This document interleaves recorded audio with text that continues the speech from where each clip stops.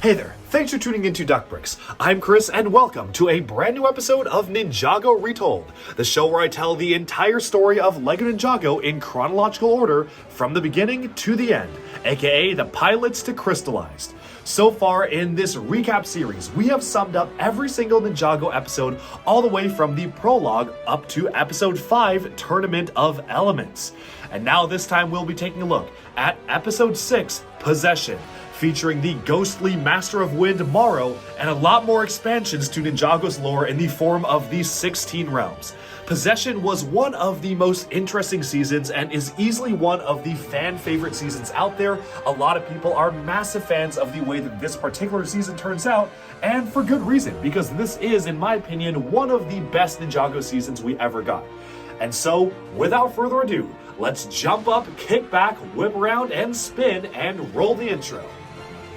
Previously on Ninjago Retold, the new Serpentine Wars. Reeling from the death of Zane, the ninja go their separate ways until they are summoned to a mysterious Tournament of Elements. Hosted by the enigmatic Master Chen and his sorcerer Klaus, this tournament promised fame, glory, and a chance to see Zane again, for the Ninja device had rebuilt himself only to be captured by Ronin and sent to Chen's uncharted island. Learning of the dozens of other elemental masters in the realm, descendants of the first alliance of masters, the ninja competed in this deadly tournament, uncovering a plot to siphon all their elements into a spell that would transform Chen and his cultists into the anachondrized serpents of old. As each fighter was picked off one by one, the elemental masters formed a new alliance against Chen, reuniting with Zane and battling Chen's newly transformed army in the Corridor of Elders.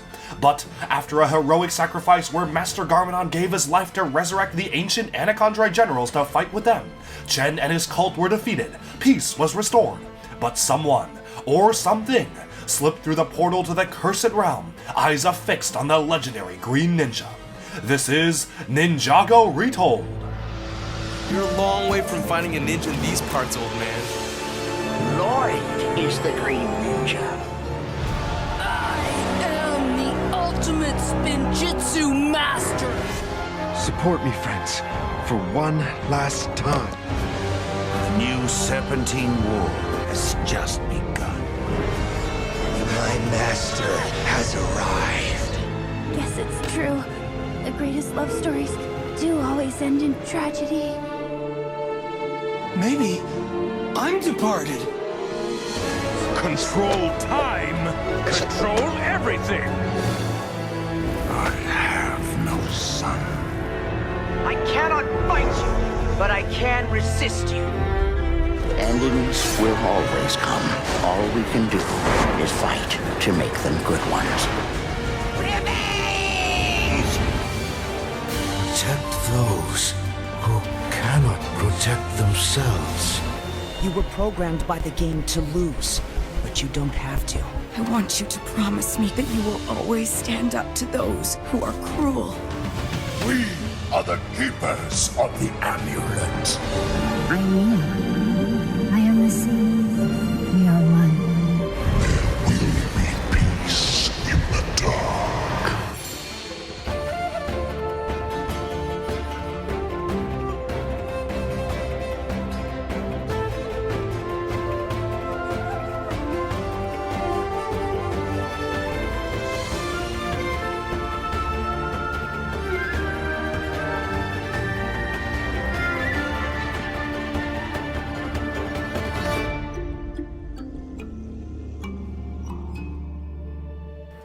Episode 6, Possession. Chapter 1, Ghost of the Past. In the wake of the Second Serpentine War, Lloyd took some time apart from the team to grieve his father and heal, retreating into solitude as the rest of the ninja continued to fight and operate as a unit. After Garmadon's passing, his monastery was rebuilt and converted into Steep Wisdom, a tranquil tea shop owned and operated by Master Wu, who was seeking to gather funds to continue assisting the ninja and also start saving for his own retirement. As Cole, Jay, Zane, and Kai protected the realm, they tangled with a mercenary Ronin, who had previously captured Zane for Chen in a bid to pay off his debt to the Soul Archer. For the bounty hunter had been tricked by this dark spirit, posing as Sultan Archrin, who had appeared before Ronin when he was heavily inebriated and in severe debt as a young man.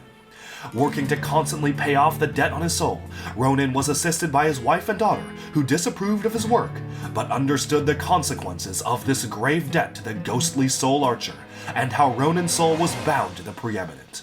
As the ninja narrowly escaped Ronin, who had been paid to capture them, they developed an intense rivalry, Ronin still determined to do whatever he could to pay off his debt.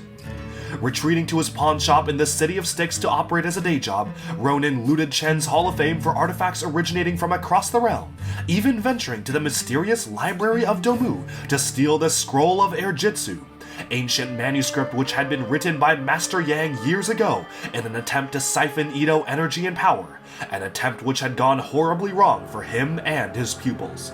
For after tapping into the dark magic of the Yin Blade, Yang had trapped himself and his students in limbo between life and death, forced to be bound to his now ghostly Temple of Airjitzu, and cursing all mortal beings who remained at the temple before sunrise, turning them into a ghost. As the months passed, Lloyd came to peace with his father's death, returning to Steep Wisdom to rejoin his team and help Wu launch his new tea shop.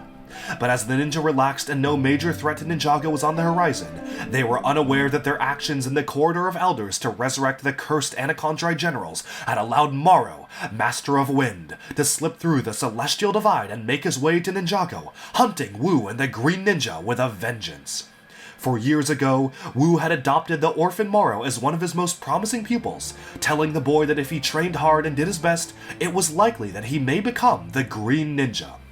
Realizing that Morrow was a descendant of the elemental Master of Wind, Wu watched as the boy grew into a teenager, and revealed a dark streak within him, an ambition to do whatever it took to win, no matter how many people he hurt in the process.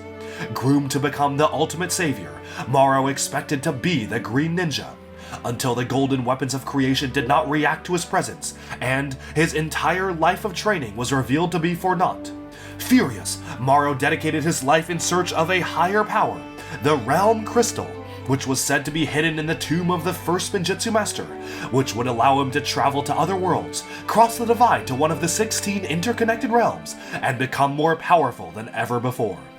While Morrow's quest had led to him being killed and his soul being damned to reside in the Cursed Realm, the ambitious Master of Wind had raised an army of discontented souls in the Preeminent, and now was loose on Ninjago. At the Ninjago Museum of History, in the dead of night, the Night Watchman patrolled the eerie halls of the deserted museum. As whispers filled the air and dark shadows lurked just out of sight, the terrified watchman came across animatronics come to life, possessed museum pieces, and Morrow, leaping out of the darkness, possessed the watchman, seeking to lure the Green Ninja to him. The next day, as the 5 ninja raced across the ocean in their elemental dragons, Lloyd still found himself grieving his father, to which Kai promised to take care of him as a brother, declaring that no harm would come to Lloyd while he was around. As the ninja aided local fishermen and assisted villagers in odd jobs, an emergency call made its way to the monastery. The night watchman at the museum was requesting help from the ninja, but not just any ninja, the Green Ninja. As the rest of the team were given Steep Wisdom advertising garb and sent out by Wu to hand out flyers promoting his new shop, Lloyd ventured to the Museum of History and met with the night watchman, who was shivering, cold to the touch, and acting strange. Explaining that an artifact, the allied armor of Azure, had gone missing overnight, the watchman warned Lloyd that his ancient armor had the ability to summon allies to its wearer if they were in significant need, friends, foes, or even spirits from the cursed realm. Pulling Lloyd into an isolated room, the night watchman revealed that he was wearing the armor himself, and as a dark shape exited his body, the watchman collapsed to the ground, Lloyd now terrified of what was confronting him. As the ghost of Morrow began to possess objects, paintings, and statues around the room, sand and dust began to swirl before Lloyd as the terrible visage of the undead Master of Wind revealed itself and plunged into Lloyd's body in an instant. At the same time, as the ninja were advertising Wu's new tea shop with their elemental powers, an eerie wind swept through the city, and, one by one, their powers began to fizzle out. For at this point, the ninja's powers were intrinsically tied to Lloyd and his green energy. Back in the Temple of Light during the Stone Warrior crisis so many years ago, they had sent their raw power to Lloyd to unlock his golden power. And during the Ninjroid invasion, Lloyd had divided what was left of this golden power to reignite the elemental powers within the ninja. and yet they were still directly tied to him, for not enough time had passed for the powers to manifest themselves as standalone abilities within the ninja. Realizing something bad had happened to Lloyd, the heroes rushed back to Steep Wisdom, only to find that their friend had been possessed by a vengeful spirit. Hair now turned jet black and skin a mottled green, the green ninja was no longer Lloyd, but Morrow, Master of Wind, who had seized Lloyd's body as a vessel for himself. Confronting this dark elemental master, Kai, Jay, Zane, and Cole fought in a desperate battle, their Spinjitzu useless against the power of wind, and their elemental powers missing in action. As Nia and Wu made preparations to flee on the bounty, the ninja continued the fight, beaten back as Morrow advanced on the tea shop, confronting Wu and realizing that within Wu's staff was a secret message detailing the true location of the tomb of the Spinjitzu master. As Morrow tangled with Nia, who managed to hold him off long enough for Wu to get free, the ninja made their way to the bounty and fled the scene, Kai holding out as long as he could to free Lloyd, for he had made a promise to protect him, but realizing that no power of theirs could force Morrow outside Lloyd's body. Hurtling through the sky, the ninja thought they were safe just as eerie wind pummeled their vessel, Morrow giving chase in a corrupted version of Lloyd's elemental dragon. As the Master of Wind caught up to the bounty, the ninja scrambled to battle Morrow, Cole and Jay holding off the advancing ghost as Zane and Kai ushered Wu into the rooms inside the bounty, making an imprint of the message on his staff that they could use themselves. As Morrow damaged the ship's flight systems, leaving Jay to be forced to abandon the fight to fix it midair, the ghostly ninja cornered Kai, Zane, and Wu in the corridors, almost tossing Kai overboard right as Wu made the decision to hurl his staff overboard, sending Morrow to retrieve it, and allowing the ninja to narrowly escape as the bounty crashed in the Forest of Tranquility. Camping by the wreckage of their ship, the ninja were beaten, weary, and had questions for Wu, who resigned to tell them his greatest shame and regret, the story of Morrow. As the ninja learned of Morrow's motivations and history, Zane sent his now metallic falcon to Misako to translate the message on Wu's staff, all while the ninja stocked up and prepared for the fight ahead. Just then, Misako informed the team that the first symbol on Wu's staff signified Airjitzu, the ancient martial art created by Master Yang, and the scroll outlining how to perform this lost art was once held in the library of Domu, but had since been stolen by Ronin. With the closest of head starts against Morrow secured, the four ninja began the long journey to the city of Styx, coastal fishing town that was home to the seedy underbelly of Ninjago, the perfect place for Ronin to operate. Meanwhile, Nia and Wu made their way back to Steep Wisdom to repair the damage and continue raising funds, all while Morrow made his own gambit for the scroll, tangling with thugs at a biker tavern and using the allied armor to summon one of his generals, Chain Master Wraith, counterpart of Jay, who possessed a motorbike and raced off to hunt down the ninja. As the sun rose on a new day on Ninjago, Kai, Jay, Cole, and Zane bickered over who would be team leader now, Kai taking the reins only to lead them in the wrong direction, to which the ninja all agreed to follow Zane, whose ninjroid abilities made him the perfect leader. Following train tracks to Styx, the ninja continued their days-long trek to the village, all while Wraith and his chain cycle drew ever closer. Back at Steep Wisdom, Wu and Nia reconvened with Misako, who urged the aging master to reveal all his secrets to the ninja now, to better prepare them for the future. While Wu was initially hesitant to do so, having kept so many secrets from Asphira to the Time Twins, Misako convinced him to start with one secret of the past. And so, as Nia was cleaning up the shop, Wu revealed that her mother Maya was the old elemental master of water, and she had likely inherited this very power. With day turning to night, the ninja stopped to rest at an abandoned train station, seeking a moment of respite only to be ambushed by Wraith, who menaced the heroes with his skill over chains and blades.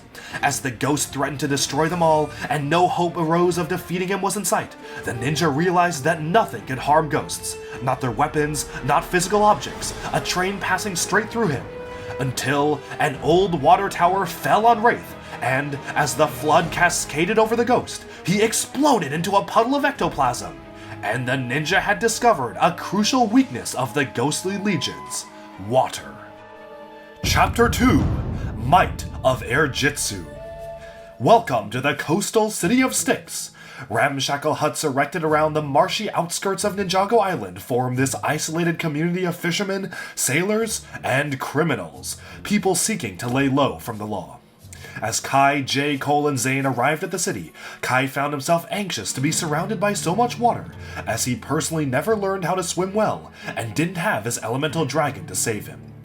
As the four heroes confronted Ronin in his pawn shop, who attempted to trap them in a Vengestone net and flee, they cornered the shady bounty hunter, who revealed he was in possession of the Scroll of Airjitzu, but it would cost them dearly. Back at Steep Wisdom, Nia began her intense training to truly become one of the ninja, learning to harness the innate power of water within her. Perched by tranquil waterfalls, Wu outlined the key weaknesses of all ghosts. The fact that solid objects can pass through them, but the ever-changing nature of water meant that what is flexible to mortal beings is rigid to ghosts, and Nia would be their secret weapon should Morrow ever summon more of his kind to Ninjago. But the stubborn Nia would take much more to be convinced, content in a role as Samurai X, to which Master Wu generated his own elemental dragon of creation before her, stating that as a mere samurai, there were so many abilities she had yet to unlock. Meanwhile, the ninja were toiling hard at Styx to earn enough money to buy the scroll from Ronin, working as builders under the oversight of Zane, who proved to be an effective leader, right until his vocal cords were damaged by a careless blunder by Kai, scrambling his processors and causing every word he said to come out backwards. Without Zane's leadership, the team was ill-equipped to coordinate such a large job, Jay then taking charge and insisting that they simply steal the scroll from Ronin and be done with it. Unbeknownst to the ninja, Morrow had also arrived at Styx, having learned from an elder at Domu that Ronin had taken their scroll, and, using the allied armor, he summoned the dreaded Soul Archer, counterpart of Zane, to threaten Ronin to give up the scroll. At the same time, Nia continued to train under Wu, who had bid her to complete the bucket test. Fill a bucket with a hole in the bottom with water completely to understand the nature of her element. Telling Nia to go with the flow and find where she is weak, Wu watched as Nia brashly refuted the test, saying that it was impossible and storming off. And while Misako believed the day was wasted, Wu was instead content that he had uncovered Nia's weakness. She was naturally so good at so many things, from inventing to engineering to fighting, that when she was set up to fail, she just simply gives up. As Nia hurled the bucket into the pond, she failed to realize that she had actually completed the task. Since it was submerged, it technically was indeed filled with water. Back at Styx, Ronin was confronted by the Soul Archer, begging for a soul as he swore he had more time, to which the Archer replied that he indeed did have more time to pay back his debt, but he and Morrow were here for different reasons, for they sought the Scroll of Airjitzu. As the two ghostly warriors tied up Ronin and heard the ninja approaching, they hid as the group arrived in the pawnshop, ransacking the store to seek out the scroll. Uncovering a set of deep stone arrow blades, the ninja were initially confused as to what the weapons were, until Ronin broke free of his bonds, yelling out to the ninja that deep stone vanquishes ghosts, and with that, the ninja were armed with weapons that could actually stand a chance against their enemies, sending them back to the cursed realm. Just as Morrow leapt onto the scene and used the allied armor of Azure to summon a contingent of spirits to delay the ninja as he sought out the scroll. As Ronin fled on his Rex aircraft, scroll in hand, Morrow took chase in his ghostly dragon, seizing the Scroll of Airjitzu and studying its contents on the fly. As Kai took pursuit only to watch Morrow perform the ancient art for the first time and rocket off into the sky, he began to be dragged underwater by sentient Strangleweed, only to be saved by Ronin at the last second, who offered Kai information about another way to learn Airjitzu, in exchange for a majority stake in Wu's new tea business. As the four ninja regrouped on the pier, soundly defeated by Morrow and his ghostly warriors, Kai revealed that they could learn Airjitzu from Master Yang himself at the temple on Haunted Hill, but they would have to enter at midnight and get out before sunrise, or be permanently turned to ghosts themselves. And so, the ninja made their way to the ancient temple of Airjitzu. Dating back to the Edo period, this was the site of Master Kodokuna Yang's brutal training grounds. Having done terrible things in the pursuit of immortality, acceptance, and glory, Yang had cursed himself and his students years ago, bound to the temple. In the time between the Edo period and today, the master had spent years studying curses and understanding the nature of the afterlife and the mysterious departed realm. Back at Steep Wisdom, Ronin arrived to take over the tea shop, meeting Nia while she was undergoing her training to become the Master of Water. At the same time, Morrow schemed with his newly resurrected generals, Blade Master Bansha and Scythe Master Gultar, counterparts of Kai and Cole respectively. With his own team of dark ghost ninja backing him up, Morrow examined the second clue on the staff, Airjitzu already in hand, and the ghosts realizing that they needed modern vehicles to gain an advantage. Inside the Temple of Airjitzu, as night fell, the ninja snuck in and found themselves scouring the abandoned building for Master Yang, seeking the knowledge of Airjitzu from the source. For Yang did not merely teach his students Airjitzu. To them, it was an entire philosophy, combining patience, focus, meditation, everything that tapped into Edo magic. Practiced by many sorcerers in the southern parts of Ninjago, Edo magic was unpredictable and disruptive, easy to use, but easier to get wrong. Ancient Ninjargon word for earth, Edo magic represented the raw power of the element of earth, requiring massive towers and spires to be built to channel its power, like the Temple of Airjitzu, which was designed to channel and concentrate the power of earth to flow through sorcerers like Yang. As the ninja uncovered more and more knowledge about Yang, bells began to toll through the temple, as Yang made his presence clear, testing the ninja in gambits to face their fears and prove their worth to him, as the heroes found themselves trapped in an ethereal interdimensional realm, stuck in limbo just like Yang and his pupils. The door would only open when the sun began to rise and the clock began to toll its final chimes, but until then, there were many tests for the ninja to face. Telling the heroes that as iron sharpens iron, sensei sharpens student, Yang was pleased to see the ninja had faced their fears together and were a solid team, tying themselves together to ensure nobody got left behind. As each ninja came together to overcome their problems and fears, Kai facing the threat of drowning, Zane facing Morrow, and everyone overcoming their individual fears, the ninja worked together as a team and came face to face with the ghost of Kodokuna Yang in the temple's attic, who bestowed upon them his scroll of Airjitzu, and warned them that time was running out, and if they failed to leave the temple at the final chime of the clock, they would stay ghosts forever. As the ninja faced Yang's trials inside the temple, Nia and Ronin flew across the desert in Ronin's Rex aircraft, the bounty hunter agreeing to assist the ninja for now to ensure that his monetary investment in their team pays off. Soaring to her secret Samurai X cave, Nia was stunned to find it already under siege by Morrow and his ghostly legions, who had learned of the cave thanks to tapping into Lloyd's mind. As Ronin and Nia engaged the ghosts, the hardened bounty hunter saved Nia from Soul Archer's screamer arrows while she activated her original Samurai X mech suit remotely, launching explosives at Morrow and forcing him to discard his allied armor, which was destroyed. But just as Nia was gaining the upper hand, Gultar possessed her samurai mech, forcing it to sprout extra arms as the robotic suit gained a ghostly appearance, now transformed into the Mechenstein under the control of Morrow and his generals. As Nia and Ronin fled the cave, they found themselves cornered by the four ghosts, until it miraculously began to rain in the desert, forcing the ghosts to take shelter, and causing Nia to realize that she truly was the master of water. Back in Yang's temple, Cole, Kai, Jay, and Zane rushed to the exit, sprinting to flee before the curse struck them. But in the commotion, the Airjitzu scroll was dropped, and, refusing to let their efforts be wasted, Cole untied himself and doubled back, sending his friends to freedom and retrieving the scroll just as the first hint of sunlight arced over the hill and bathed the temple in warm light, completing the curse and transforming the ninja of Earth into a ghost, stuck in a limbo between life and death. Chapter 3: Kingdom Come. The ninja had gained a massive advantage with the scroll of Airjitzu, but at a great cost. As Cole grappled with his new existence as a ghost, no longer able to eat, drink, or interact with physical objects, Kai, Jay, and Zane practiced Airjitzu aboard the newly repaired Destiny's Bounty, which soared towards the Wailing Alps.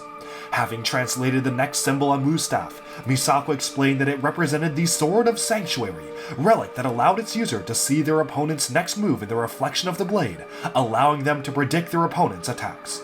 Crafted and protected in the realm of Cloud Kingdom, this Sword of Sanctuary could only be retrieved there, and the only way to get to Cloud Kingdom without the Realm Crystal or Traveler's Tea was through a narrow passageway through the Blind Man's Eye, storm cloud foundation that formed an unnatural rift between realms for the briefest of moments, that could only be accessed via Airjitzu, for dragons or flying vessels stood no chance to get that close due to the extreme winds and cold.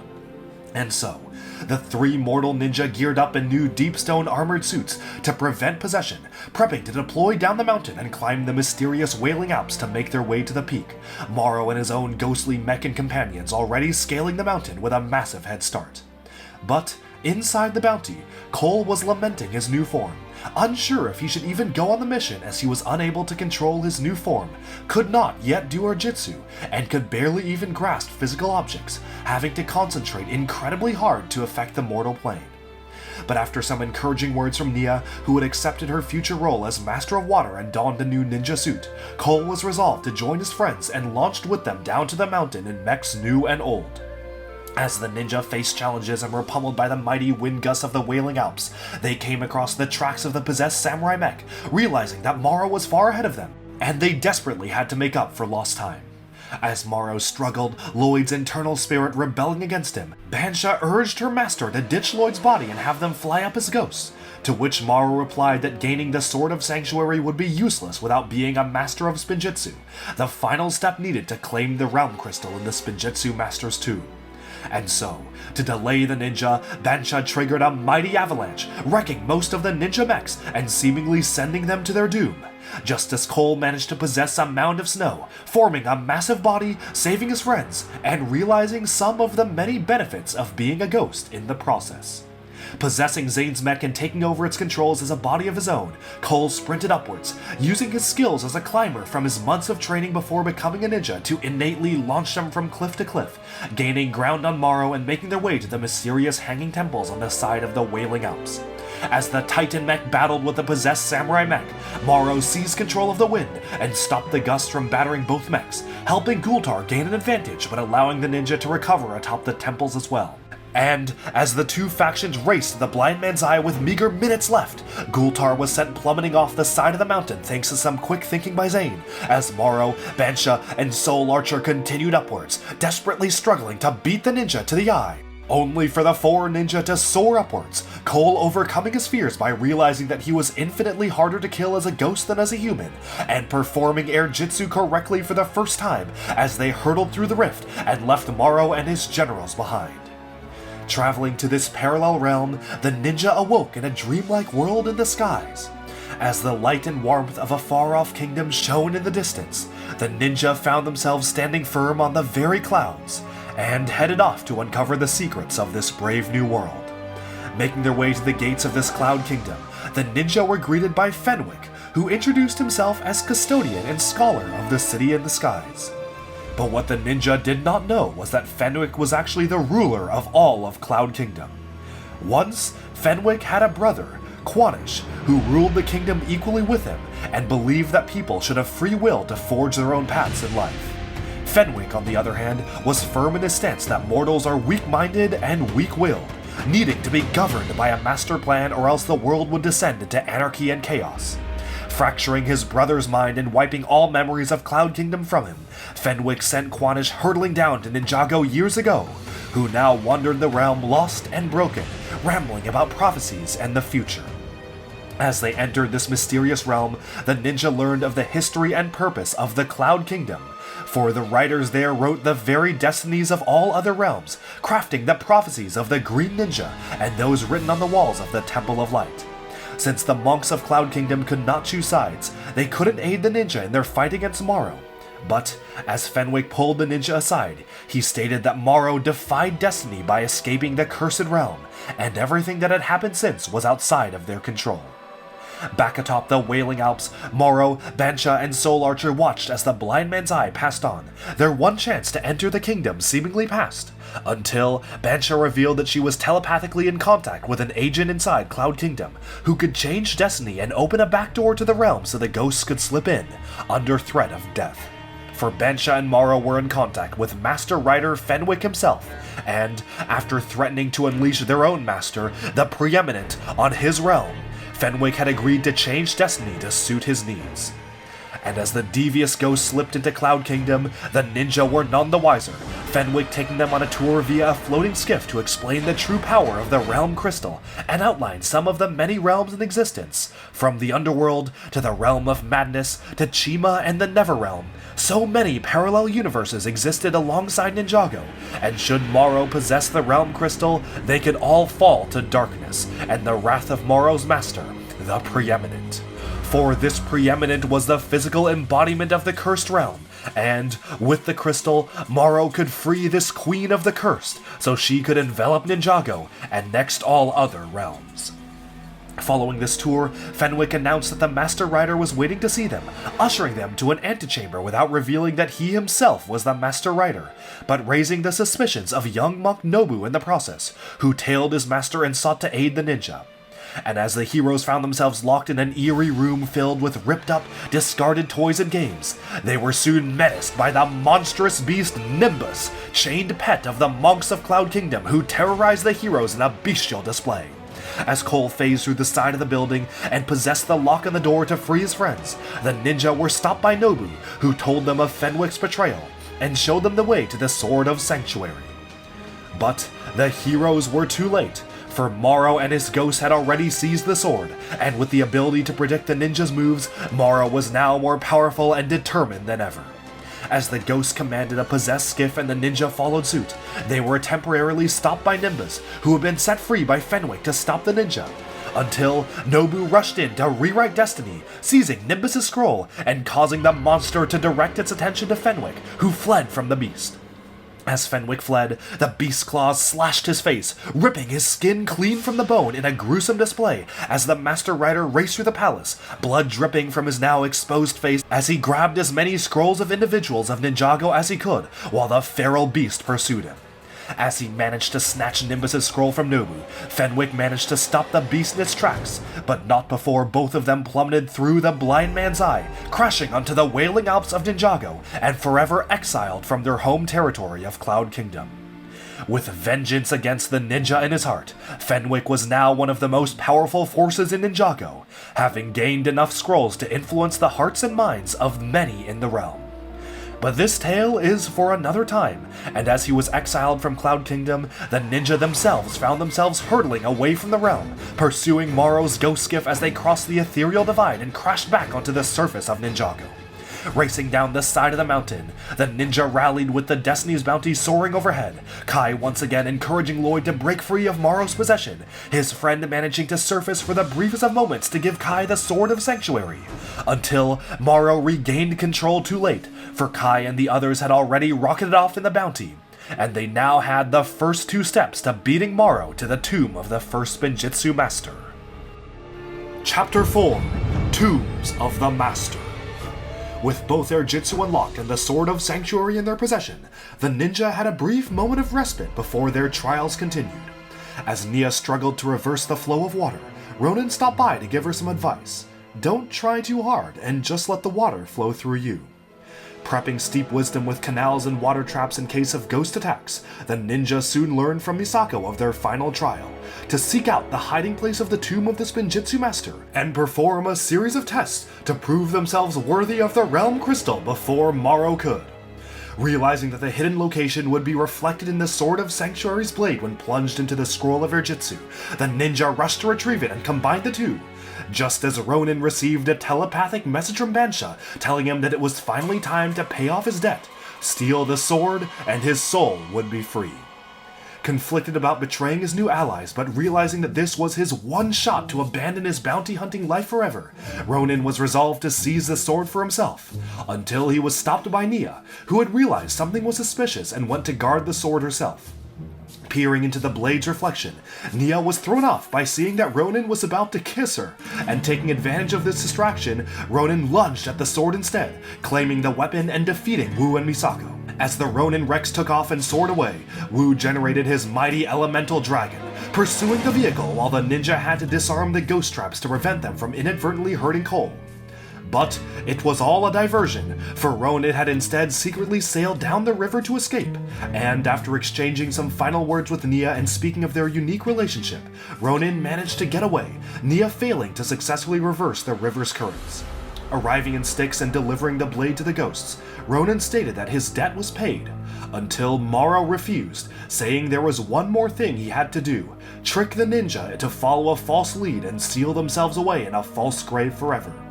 Refusing to further betray his allies, Ronin stood firm, only to be possessed by Morrow himself, leaving Ronin no choice and leaving Lloyd's body to inhabit the bounty hunters, which left the weakened Lloyd's body caged in Ventstone, unable to break free. Telling the ninja that the true location of the tomb was in the Caves of Despair, and he was sorry for betraying them, Ronin's body tricked the ninja one last time when possessed by Morrow, who set off to the caves to seek out the tomb and the crystal. But soon enough, they realized it was all a trap, for Gultar had been sent to seal them within the winding tunnels and passageways, and the ninja uncovered the bones of Morrow's mortal body, for this was where the young Master of Wind had died. As cathinol geysers erupted around the ninja and Gultar sealed the entryway, Zane called on Pixel, the advanced AI now a part of his processing power, to find them a way out, and, leaping from minecart to minecart, the ninja hurtled towards an inner lava pit, managing to defeat Gultar with their arrowblades before plunging to their doom, until they were saved at the last moment by Ronin's Rex, which had been sent as a true apology for stealing the sword. As a pre-recorded message played on screen, Ronin apologized for all this deception, stated that his debt was paid, and informed them of the true location of the tomb which they had overheard from Morrow, right before saying he would take his leave and they'd never see him again. And as the ninja hurtled to the real hiding place of the Spinjitzu Master's tomb, which was located deep beneath the Endless Sea, Wu, Misako, and Nia sailed to their location on the bounty, and it was up to the four ninja to find the Realm Crystal before Morrow, who was already on location at the tomb, and closer than ever to freeing the Preeminent. Making their way to the ancient structure, the ninja came upon a massive statue of the first Spinjitzu Master, resolved to venture deeper inwards and face the tomb's 3 tests. And, back on the surface, Wu and Misako discuss Nia's training, Wu concerned that Ronin's indifference rubbed off on her, while Misako reminded him that Nia's flaw was setting expectations too high for herself, and having these limits be eased could do her some good. Spying the ghostly skiff holding Bansha and Soul Archer in the distance, Wu instructed Nia to generate a massive tidal wave of water, forming a shield between them and Soul Archer's arrows, for now. And inside the tomb, the ninja found themselves in a gateway with 16 doors, each leading to an alternate realm except for one, which would allow them to proceed to the next test. As Pixel analyzed the symbols, she and Zane came to the realization that the user needed to perform Spinjitzu inside the room to determine what the symbols pointed to. And so, in a whirlwind of energy, Zane unlocked the first test, and the ninja made their way into the next room. Entering a hollow chamber, the ninja found themselves presented with the golden, glowing staff of the first Spinjitzu Master, ancient, powerful relic that held untold power. As Zane and Pixel scanned the room for traps but were unable to find any, Kai leapt in with Airjitzu to seize the staff, only to trigger the floor to begin to fall beneath them, and no matter what he did, he couldn't claim the staff for himself. Refusing to quit and fighting back waves of traps, Kai struggled to no success, only for Cole to suggest that this test was to know when to quit and understand your own limits. And so, as the 4 ninja let go and plummeted down into the chasm below, they realized that Kai had helped them pass the second test, and they were launched into an enormous maze of ice crystals, chamber of the 3rd test.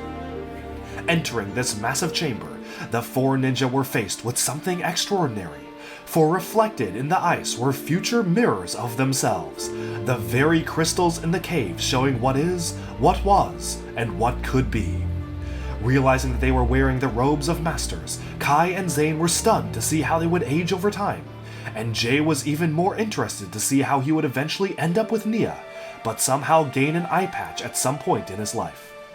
But to Cole's dismay, he saw no reflection, perhaps because he was a ghost, perhaps because he would perish before reaching old age. But before they had a time to contemplate this revelation, the ninja were ambushed by Morrow, who was also seeking the Realm Crystal and failed to find a way out of this cavern. After a quick tussle, the ninja managed to trap Morrow temporarily, moving onwards to the final cavern while the Master of Wind was subdued in an ice cage. Coming upon the remains of the first Spinjitzu Master, the 4 ninja kneeled in deference to the realm's creator, Zane carefully extracting the Realm Crystal from his remains. But just as they are about to flee with the crystal, Morrow appeared on the cliff in ghostly form for the first time to the ninja, holding Lloyd's semi-unconscious body with the Sword of Sanctuary. But with Lloyd's body free, the ninja found their elemental powers returning to them in weakened form. And so, Kai secretly superheated the realm crystal while tossing it to Morrow, who freed Lloyd to seize the crystal, dropping it due to the shock of the heat and sending it plummeting into the underground river. As the crystal in Lloyd's body drifted down the rapids to a nearby waterfall, Kai overcame his fear of water to save his friend, forced to make a choice between the crystal and Lloyd. And just as he had chosen to save Lloyd instead of seizing Pythor's Pangblade years ago, he chose again to save his friend over saving the world, helping Lloyd out of the water as Morrow claimed the realm crystal and soared to the exit with the power of wind. On the surface of the water, Wu and Nia found themselves in a heated battle with Misako, who had been possessed by Bansha. While Nia mastered her water powers to form the shield, Wu beat back against Misako just as Morrow emerged from the tomb, rallying his ghostly allies to use the realm crystal to flee, leaving the ninja without the crystal, but having saved Lloyd and restored their elemental powers. While Morrow now had the means to bring the preeminent to Ninjago and create a new curse world outside his dark realm, he had also yet to face all 6 ninja at full strength, and they would be ready. Chapter 5: Realm of the Cursed. As Morrow and his ghosts lurked in the City of Styx to implement the final phase of their plan, the ninja, with Lloyd in tow, returned to Steep Wisdom to regroup and formulate their own counteroffensive.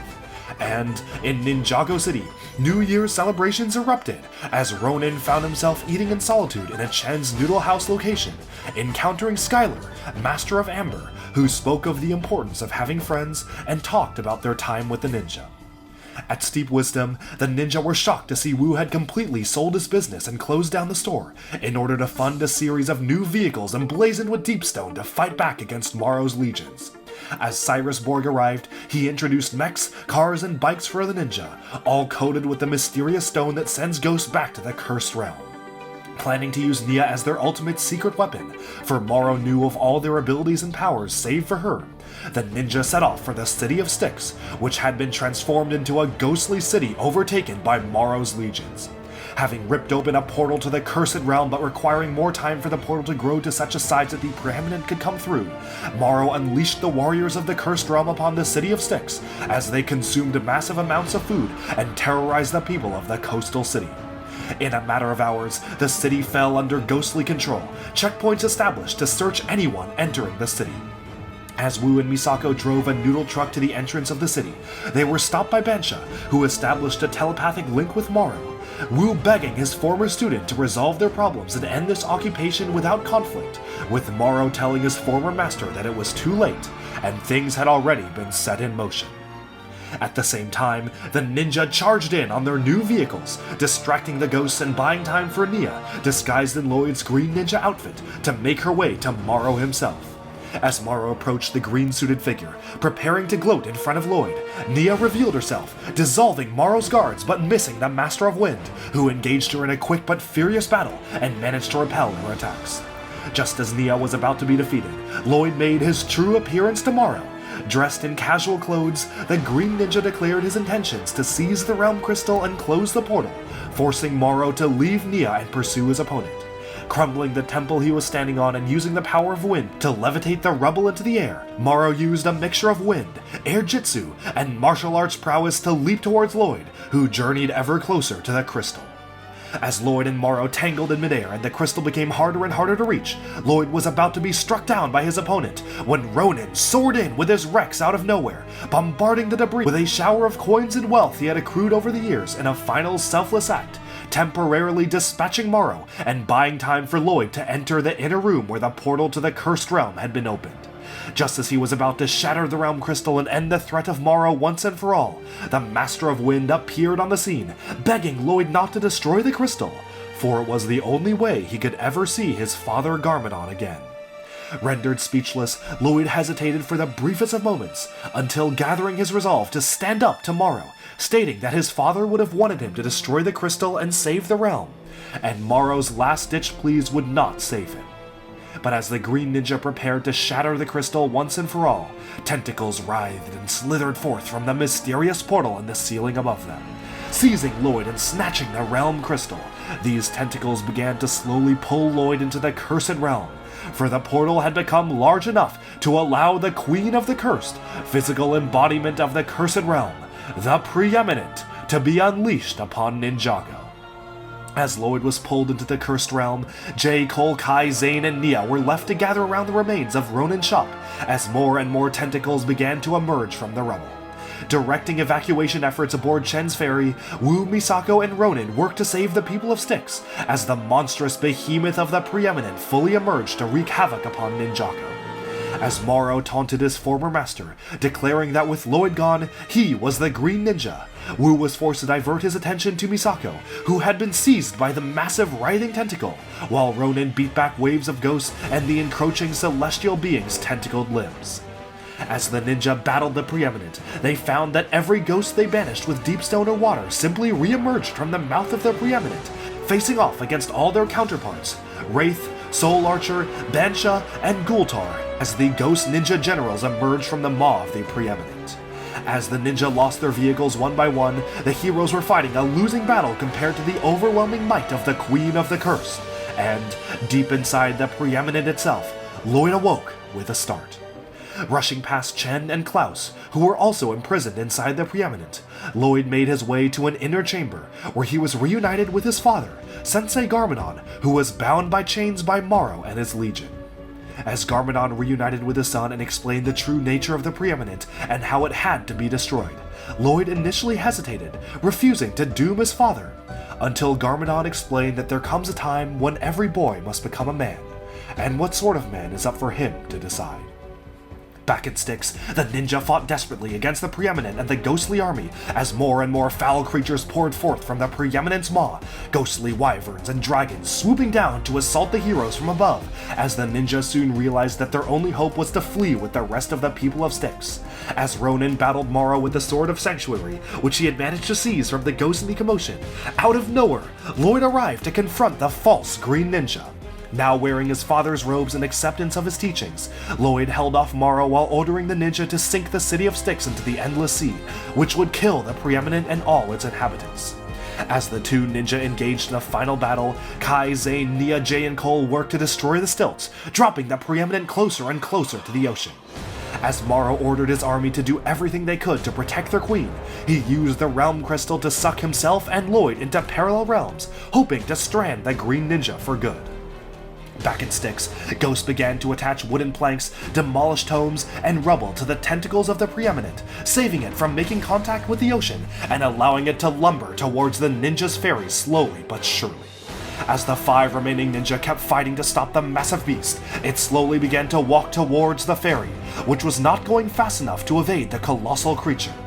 And, hurtling from realm to realm, Lloyd and Morrow fought in a flurry of attacks, finding themselves careening through the underworld where they were menaced by bone spiders, cast into the mountains of madness in the realm of madness, and even falling into Chima's spiral mountain, encountering the lion hero Laval and his group of companions.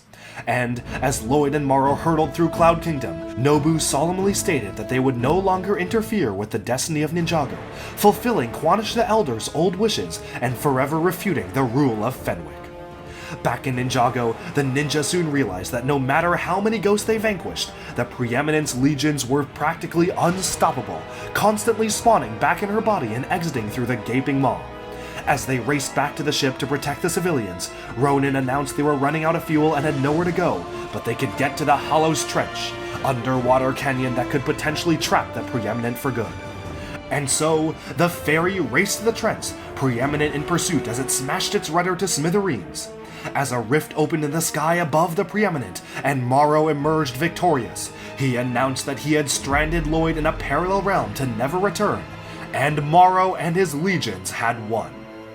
In these final moments, Nia realized it was all up to her to overcome her internal conflicts and save the realm of Ninjago.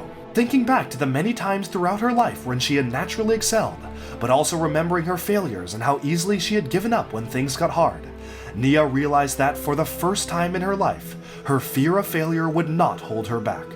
Summoning a whirlpool of pure water around her, pulsing with energy, Nia unlocked her true potential and, in a climactic surge of pulsating energy, summoned a mighty tidal wave to crash over the Preeminent, sending it toppling into the Hallows Trench. As the mighty creature sank to the depths of the Endless Sea, the cursed realm was destroyed and all its inhabitants were killed. Chen, his cultists, the ghostly armies, and Garmadon, save for Dark Sorcerer Klaus, who managed to slip out in ghostly form during the commotion. With the Preeminent defeated and his allies gone, Morrow was left to ponder his actions as he hovered above the surface of the water. In its last writhing moments, the Preeminent pulled Ghost down to share its fate, wrapping a slimy tentacle around Morrow's torso and bringing him ever closer to his doom. As Wu summoned his dragon and flew out to save his student, Morrow hesitated for a moment before grabbing his master's hand, vulnerable in his last moments of life, but stating that Wu could only save those who want to be saved.